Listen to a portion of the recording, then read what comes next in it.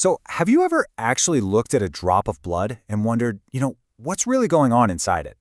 Let's be real, to the naked eye, it just looks like this uniform red liquid. But today, we are going to look a whole lot closer. Welcome to This Explainer, where we're exploring the true components of blood. We aren't just looking at a fluid here, we're diving into a bustling, microscopic metropolis that is literally working tirelessly every single second to keep you alive. All right, let's break down the basic recipe of blood. When we really get down to it, blood is fundamentally a two-part mixture. You might be surprised to learn that over half of it, 55% to be exact, is actually a liquid called plasma. The remaining 45%, well, that's made up of what we call formed elements. These are the highly specialized, living cells that are out there doing the heavy lifting for your circulatory system. To actually see this in a lab, we take a vial of whole blood and physically spin it down super fast in a machine called a centrifuge. Gravity completely takes over. The heavier, denser, red-formed elements, they sink right to the bottom, making up that 45%. Floating on top is the plasma, which is this clear kind of yellowish fluid that suspends all those cells. And right in the middle, you get this tiny pale band we call the Buffy coat. That's where your white blood cells and platelets hang out. So, here is our roadmap for today's top-down dissection. We'll start with Part 1, plasma, the liquid highway. Then Part 2, red blood cells, the cargo ships. After that, we'll hit Part 3, white blood cells, the defenders, and we'll wrap up with Part 4, platelets, the repair crew. Okay, Part 1, plasma, the liquid highway. Let's start right at the top of our centrifuge tube with this fast-flowing river. While plasma is mostly just water, we're talking about 91% here, it is absolutely packed with essential cargo. Dissolved right into this liquid highway are inorganic electrolytes like sodium, potassium, and calcium. Sodium is the major player here. It dictates the overall osmolarity, or basically the fluid balance of your plasma. Potassium regulates membrane electrical activity, and calcium is just standing by, ready for muscle contraction and blood clotting. And alongside those electrolytes, the plasma is also carrying vital organic nutrients. Think energy-producing lipids and carbohydrates like glucose, which are crucial for keeping your cells fueled up and functioning. The really crucial takeaway here is that plasma isn't just a bunch of salty water. It's heavily fortified with organic proteins. These proteins are synthesized predominantly by your liver, and they have some massive responsibilities.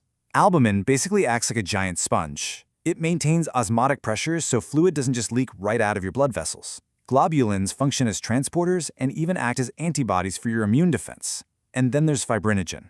This is a crucial protein that quietly waits in the plasma, perfectly setting the stage for blood coagulation later on. Moving on to Part 2, red blood cells, the cargo ships. Now that we know the river, let's check out the vessels navigating it. Erythrocytes, or red blood cells, are absolute biological marvels. They're tiny, roughly 7 to 8 micrometers across. But get this, they don't even have a nucleus. Instead, they're biconcave. Picture a disc that's been pinched right in the middle. This brilliant little design actually gives them 30% more surface area than a standard spherical cell, which is absolutely perfect for their main job, carrying gas.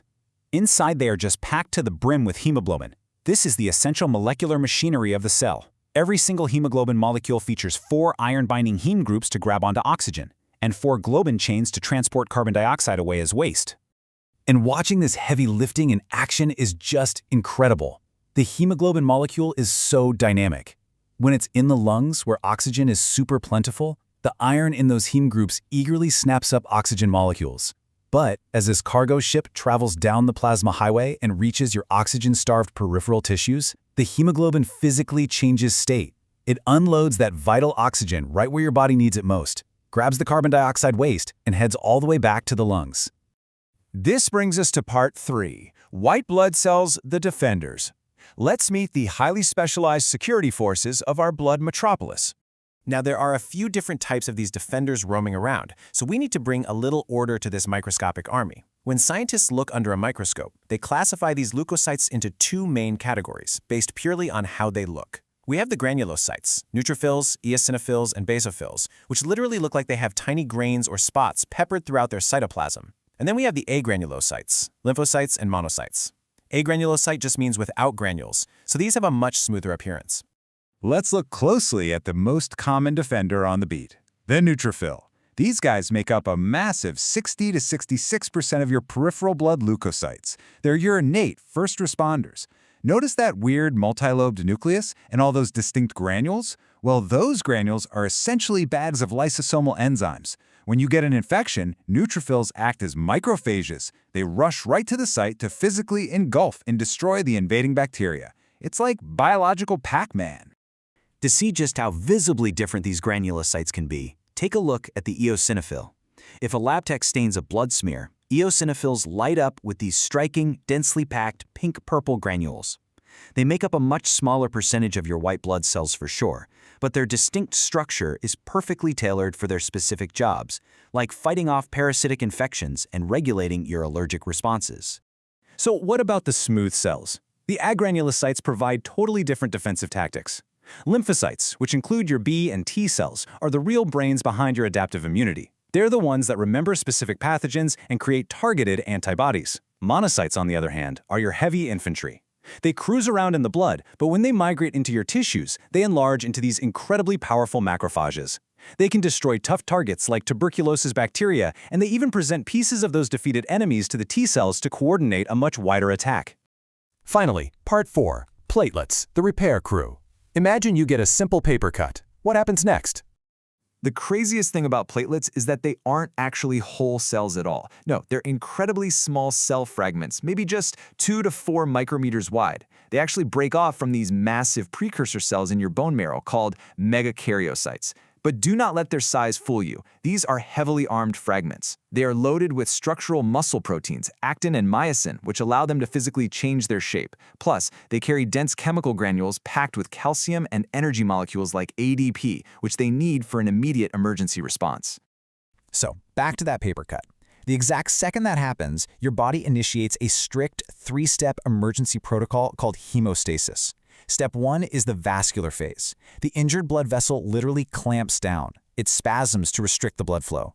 Step 2 is the platelet phase. Those resting platelets hit the exposed tissue. Wake up, change shape, and aggressively clump together to plug the hole. And finally, Step 3, secondary hemostasis. This is where those plasma proteins we talked about way earlier cascade together to form a permanent structural seal. You can really trace this whole sequence of events. The vessel wall gets broken, and almost immediately you have platelets aggregating, just furiously plugging that gap. But here's the thing, a platelet plug is actually pretty fragile. That's exactly why secondary hemostasis has to take over. During this phase, prothrombin is converted to thrombin. That thrombin then takes dissolved fibrinogen straight from the plasma and transforms it into solid threads of fibrin. It weaves this dense, unyielding web that locks all those platelets and red blood cells tightly into a totally secure clot.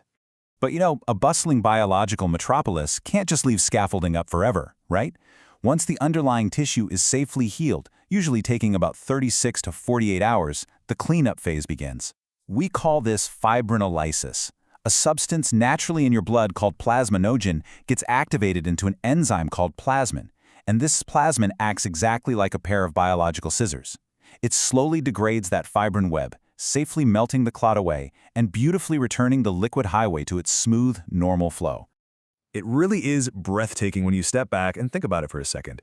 Even as you sit here listening to this right now, billions of these microscopic cells, proteins, and fragments are tirelessly rushing through your veins.